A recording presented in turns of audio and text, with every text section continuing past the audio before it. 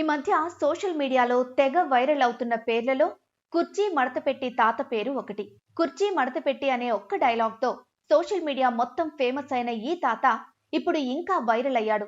దానికి కారణం గుంటూరు కారం మూవీ. ఆయన చెప్పిన కుర్చీ మడతపెట్టి అనే ఈ డైలాగ్తో సూపర్ స్టార్ మహేష్ బాబు తాజా సినిమాలో పాట ఉండడంతో మరింత ట్రెండ్ అయ్యాడు తాత. ఈ క్రమంలోనే చాలా మంది ఆయన్ను ఇంటర్వ్యూలు చేస్తున్నారు. అద్భుతమైన ఆసక్తికర విషయాల్ని వెలుగులోకి తీసుకొస్తున్నారు.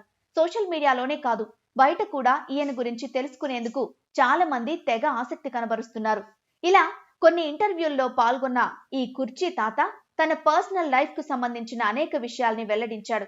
ముఖ్యంగా ఒక్క డైలాగ్ తో ఇంత పాపులర్ కావడం చాలా సంతోషంగా ఉందని చెప్పుకొచ్చాడు. తనకు ఎవరైనా సినిమా అవకాశం ఇస్తే ఖచ్చితంగా డాన్స్ చేస్తానని, కేవలం డాన్స్ మాత్రమే కాకుండా పాటలు కూడా పాడతానని వివరించాడు. లైవ్ లోనే ఓ పాట కూడా పాడి వినిపించాడు. అలాగే కుర్చీ మడతపెట్టి పాట కోసం తమన్ తనకు 5,000 రూపాయలు ఇవ్వటం చాలా సంతోషంగా అనిపించింది అన్నారు. అలాగే తనను త్రివిక్రమ్ శ్రీనివాస్ కూడా కలిశారని, చాలా హ్యాపీగా అనిపించిందని వివరించారు. వీటితో పాటు తన పర్సనల్ లైఫ్ గురించి చాలా విషయాలు చెప్పాడు. ఈ కుర్చీ తాతకి ఒక క్యూట్ లవ్ స్టోరీ కూడా ఉంది. ఈయన ఒక లారీ డ్రైవర్. తన పక్కూరిలో ఒక అమ్మాయిని ప్రేమించాడు. తన కోసం కుర్చీ తాత రోజు వాళ్ళ ఊరికెళ్లి గుడి ముందు కూర్చునేవాడట. ఉదయం 9 గంటల నుంచి రాత్రి 10 గంటల వరకు అక్కడే పడిగాపులు కాసేవాడట. రోజు తనను తదేకంగా చూస్తూ ఉండేవాడట. ఓ రోజు వచ్చి నేరుగా మాట్లాడితే తాను భయపడి పారిపోయిందట.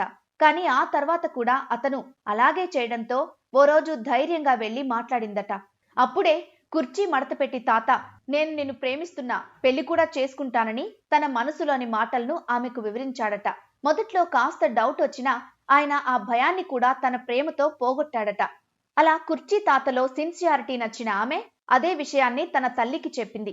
కానీ లారీ డ్రైవర్ కు తన కూతుర్ని ఇవ్వనని తల్లి అనడంతో వెంటనే కుర్చీ తాత వద్దకు వెళ్లి అదే విషయాన్ని వెల్లడించిందట.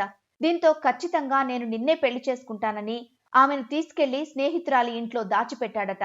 ఆ తర్వాత ఆయనే నేరుగా వెళ్లి ఆ అమ్మాయి ఇంట్లో చెప్పి ఒప్పించి పెళ్లి చేసుకున్నాడు. అప్పటి నుండి తనని ఎంతో ప్రేమగా చూసుకుంటూ ఉన్నాడు. అలాగే ఇప్పుడు తన భార్య కోసం తాను తాగుడు కూడా మానేస్తున్నట్లు చెప్పి ఆమెను సర్ప్రైజ్ చేశాడు. ఇప్పటికీ అదే ప్రేమను చూపిస్తూ భార్యను చక్కగా చూసుకుంటున్న కుర్చీ తాత ప్రేమికులకు ఓ ఇన్స్పిరేషన్.